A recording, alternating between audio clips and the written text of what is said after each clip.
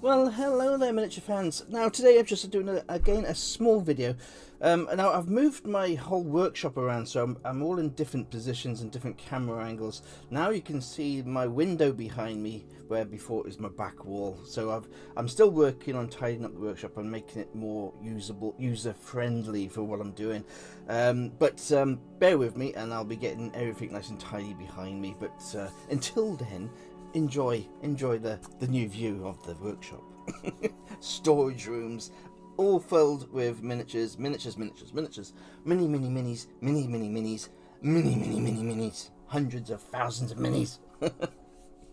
Okay, today's video we are talking again Warhammer. Now, I'm doing a lot of Warhammer lately because I have got a huge commission where I'm working on somebody's Warhammer collection.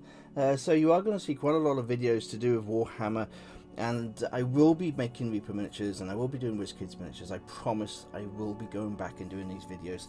I'll try and do more videos in the weeks to compensate of the lack of Reaper miniatures, but I do promise we shall be going back into our Reaper miniatures as well as. But today we're going to be talking about rebasing our Warhammer miniatures. Now, as you know, you've got the new Warhammer out, and it's super expensive. So what a lot of people are doing are you buy in the second-hand miniatures from eBay, which is fantastic, but we want to get these bases changed. Now, the old Black Orcs, they're on the old 25mm bases.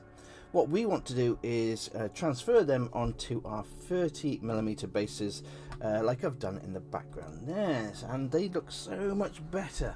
They all actually can be stood next to each other.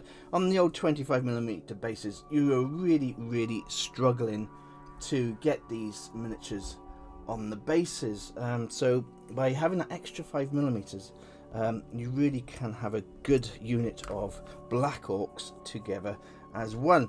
But as you probably know, if you have bought your miniatures from eBay, they are like this, and they've been stuck together by a young person or an amateur, or you just got some bad miniatures. So what we need to do is cut these off as carefully as possible without damaging the miniature, so we can replace them onto our 30mm bases. Now, I've already done that, as you can see, so I'm going to show you how I do this. Don't use a craft knife. If you use a craft knife, you'll end up damaging the blade, and you'll also end up probably chopping your fingers off. So what you want to get is one of these. This is an army painter saw. It's a very fine toothed saw. You've got fine teeth, sorry, I should say, and it's from the army painter range. You can probably get them from different model shops as well, but you want a very fine edge. And all you do is you take your miniature like so, and you go from the back of the miniature on the heel, and hold the miniature nice and firmly against your cutting mat, and just saw in a 25-degree angle down the back of the feet of the miniature, and keeping a good firm grip, and just slowly let the saw do the work, and it will come away nice and clean, and you can re-stick the miniature without any problems. There we go. So there, and we've got the complete with the feet still on, so we haven't sawn the feet off, we haven't lost any detail, the miniature is completely intact, and we can even reuse the old 25mm base. So all we do then is we can stick this onto our base in any position we want, and we are ready to go.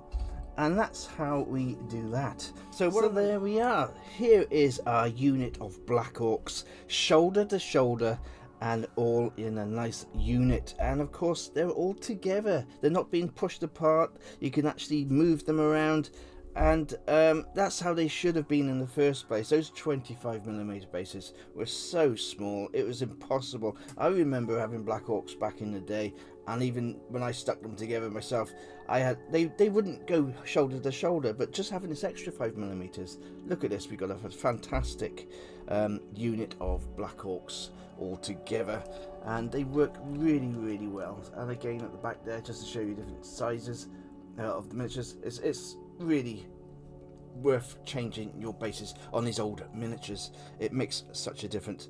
Now what I'm going to do now, I've got some sand. I just use sand from the beach, excuse me. I got some sand from the beach, and what we're going to do, I'm going to just use some PVA glue, and I'm going to stick this sand to the bases. So what I'll do, I'll stick all the sand to the bases, and I'll come back and I'll finish up the video just showing you how the finished orcs look before painting. When you start basing your miniatures, it's really important to do it correctly, and I'll show you a quick way. We've got some PVA glue in our little pot there. This isn't just an old blister pack, and I'm using just ordinary PVA glue from the old craft shop. I don't know if you can see that. I'll show you there. PVA glue from the craft shop. And we got my sand. Now this is just a really old manky brush, again from one of those pound shops. You get like a pack of 10 for £1. So that's what you're using, just a manky old brush.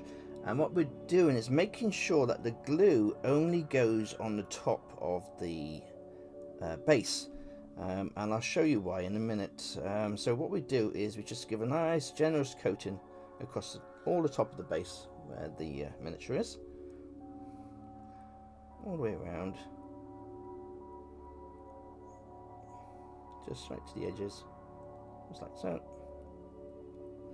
And then we go straight into our sand, give it a good little dip in the sand, tap it off, and then with your thumb, remove all the excess from the rim of the base. Now this is the most important part that a lot of people forget to do, and I'll show you why. Because what happens is if you don't remove the sand, this will dry, and people then paint over the sand, and you will be amazed that even just a couple of grains of sand will stop this miniature going into any of the bases or going flush. So like now I can put it nice and flush to my other miniatures, and they will fit nice and flush together. Now if you have any sand on the base, what happens, they start to get in little gaps in between because the sand is actually pushing them apart.